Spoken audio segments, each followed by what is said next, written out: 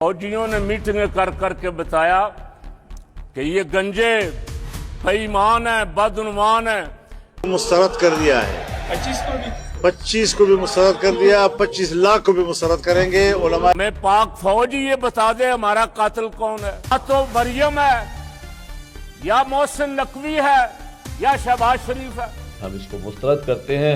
ये उलमा को खरीदने की ये कोशिश है। मैं पूछता हूँ लानती हुक्मरानों, मस्जिदें तो तुम्हारा बाप भी बंद नहीं कर सकेगा। हमें सबसे पहले हमारे कातिल दिए जाएं, हमारी लाशें दी जाएं। लाशों की बेहुरमती कर रहे, लाशें नहीं दे रहे। इसलिए कि अहले सुन्नत इस वक्त दो धड़ों में तकसीम है। ऐलान करे कि हम हुकूमत के साथ तमाम किस्म के मुज़ाकरात का बाइकाट करते हैं। हुकूमत हमें अभी तक ये नहीं बता रही कि हमारा खून किसने बहाया। बिस्मिल्लाहिर्रहमानिर्रहीम। वॉइस ऑफ पब्लिक साथ आपका मेज़बान असगर थईम। सुन्नियों को लड़ा दो और हमें बताया जाए कि हमारे कातिल कौन हैं। दूसरी तरफ 25,000 रुपये जो वजीफ़ा है हम उसको मुस्तरद करते हैं। इस वीडियो को देखें, उसके बाद बात करते हैं। मुस्तरद कर दिया है 25 को भी मुस्तरद कर दिया, 25 लाख को भी मुस्तरद करेंगे। उलमा किराम को खरीदना, उनके ज़मीर को खरीदना, ये हमेशा हुक्मरानों का वतीरा रहा है। हमने इमरान खान के ज़माने में खैबर पख्तूनख्वा में इस किस्म के ऑफर को ठुकराया था, हम आज भी उस ऑफर को ठुकरा रहे हैं। हाउस में ऐलान करे कि हम हुकूमत के साथ तमाम किस्म के मुज़ाकरात का बाइकाट करते हैं। हुकूमत हमें अभी तक ये नहीं बता रही कि हमारा खून किसने बहाया, हमारा कातिल कौन है। लाशों की बेहुरमती कर रहे, लाशें नहीं दे रहे। मस्जिदों में खौफ व हरास है। हर जुमा से पहले खतीब बेचारा या मस्जिद से गायब है या छुपा हुआ है। हादसा हुए 13 अक्टूबर को यह वाकया हुआ, आज 26 हो गई, 25-26 पे आ रहे हैं, अभी तक खौफ व हरास है। कहां? अहले सुन्नत की मस्जिदों में, अहले सुन्नत के मदरसों में। मैं पूछता हूं लानती हुक्मरानों, मस्जिदें तो तुम्हारा बाप भी बंद नहीं कर सकेगा। तुम किससे लड़ाई करने जा रहे हो? अहले सुन्नत से? अहले सुन्नत आज तक कहते रहे हम पाक फौज के साथ हैं, पाक फौज जिंदाबाद। और हमें पाक फौज ही ये बता दे हमारा कातिल कौन है। या तो मरियम है, या मोहसिन नकवी है, या शहबाज शरीफ है। ये तीनों में से कोई एक तो जिम्मेदारी ले ना, मैंने ऑर्डर दिया है। ये तीनों कहते हैं सानू नहीं पता कितों हो रहा है सारा कुछ। जिस अफसर से मिलो, बड़े से बड़े अफसर से, कहता पता नहीं सारे कौन कर रहे हैं, लिस्ट पता नहीं कितों आई। तो मैंने कहा तुम डूब के मर जाओ, छोड़ दो, सीटें छोड़ दो। तो वो किसी ने कहा था मुफाहमत न सिखा, जबरे नारवा से मुझे, मैं सर बकफ हूं, लड़ा दे किसी बला से मुझे।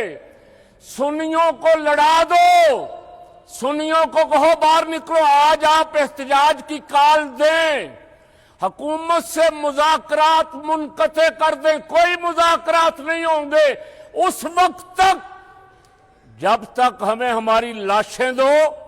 हमारे कातिल का पता बताओ, कत्ल किस करने का हुक्म किसने दिया? हम कहते हैं जिंदाबाद, नामालूम जिंदाबाद।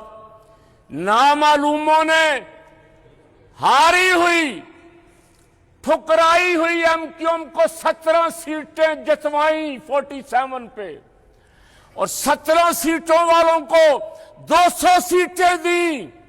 कोई एक सीट भी किसी अहले सुन्नत आलिम को दी? क्यों जी? जरा बोलें अगर मेरी समझ आ रही तो। एक सीट भी। वोट 30 लाख हमारा भी था।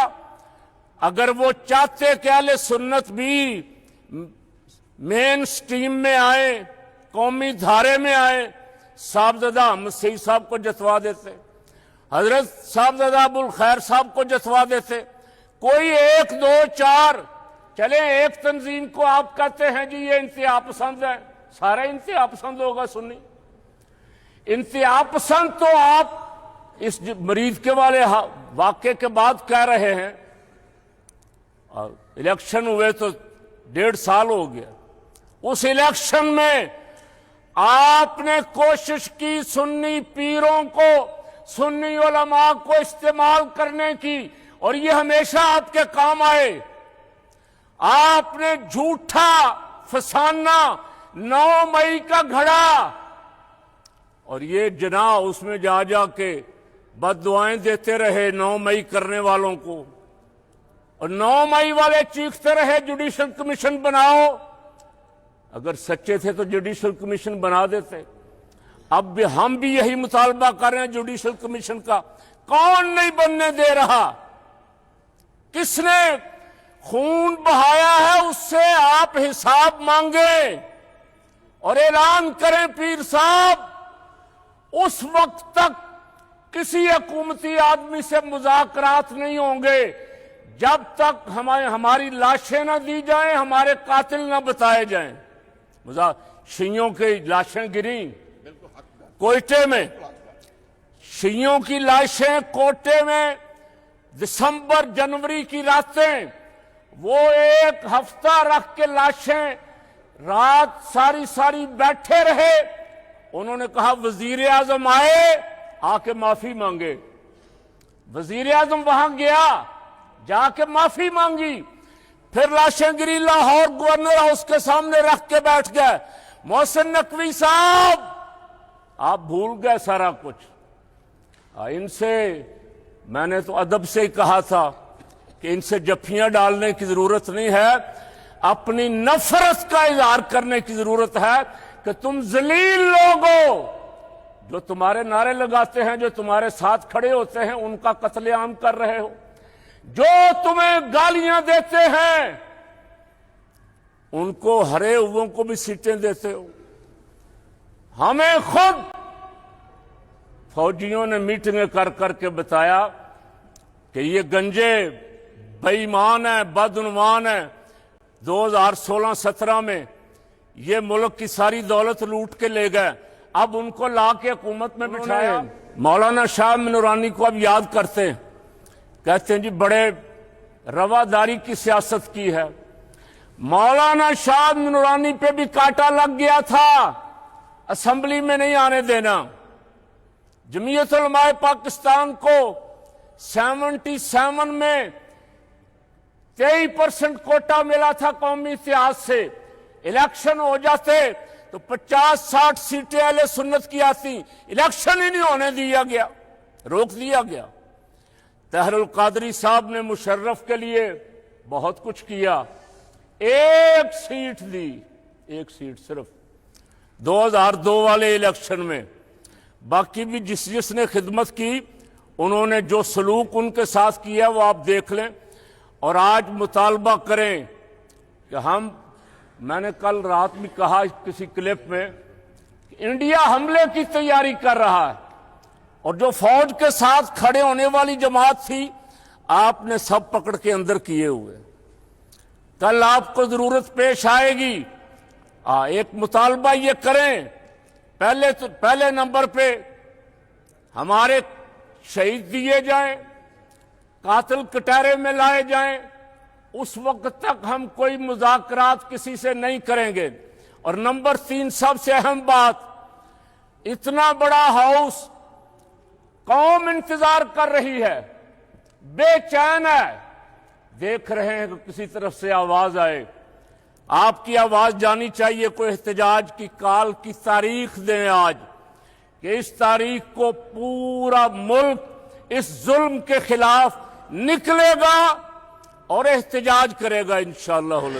جی ناظرین، آپ نے دیکھا کہ مولانا فضل الرحمان سے ایک صحافی نے سوال کیا کہ جناب علماء کو جو دیا جانا والا وظیفہ ہے اس پہ آپ کیا کہیں گے، تو اس نے واضح طور پہ 2 ٹوک پہ اعلان کیا ہے کہ ہم اس کو مسترد کرتے ہیں۔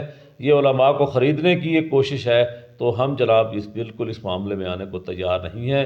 پہلے بھی ہمیں خریدنے کی کوشش کی گئی ہے خیبر پختونخوا کے اندر، ہم نے اس کو مسترد کر دیا ہے۔ دوسری طرف آپ نے دیکھا کہ جناب یہ حامد سعید کاظمی، صاحبزادہ ابوالخیر اور قاری زوار بہادری، یہ جناب ایک بہت بڑے فورم کے اوپر جناب بیٹھ کے حکومت کے خلاف یہ پریس کانفرنس کرنے جا کے اور یہ مطالبہ کر رہے ہیں کہ ہمیں کسی قسم کی حکومت سے مرات نہیں چاہیے، ہمیں سب سے پہلے ہمارے قاتل دیے جائیں، ہماری لاشیں دی جائیں، جو ہماری لاشوں کی یعنی گرائی گئی ہیں ہمیں بتایا جائے کہ اس کا حکم کس کی طرف سے ملا ہے۔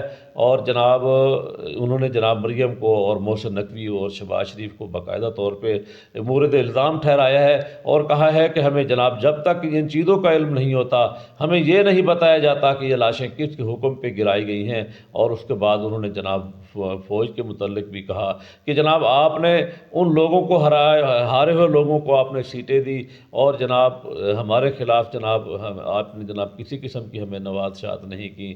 تو جناب ایسی پوزیشن میں ہم کسی بھی قسم کے مذاکرات کسی سے کرنے کو تیار نہیں ہے۔ تو اس صورت میں ایک عجیب سی بہرحال کیفیت بن چکی ہے۔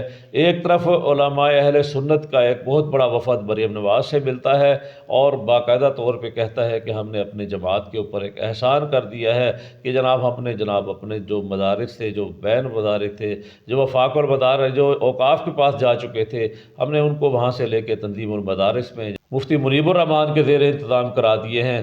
اور دوسری طرف یہ کہا جا رہا ہے کہ جناب ہمیں جناب باقاعدہ طور پہ کسی بھی قسم کے ان کے ساتھ کوئی مذاکرات نہیں کرنے۔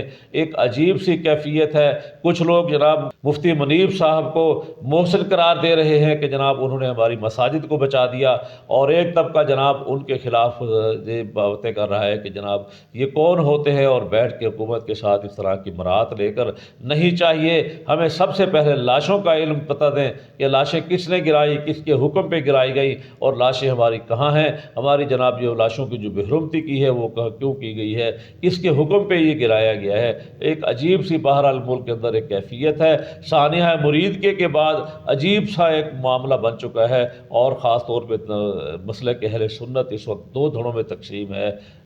دیکھتے ہیں مزید آنے والے وقتوں میں کہ ان میں سے کون سا دھڑا غالب آتا ہے۔ فی الحال ایک عجیب سی کیفیت ہے۔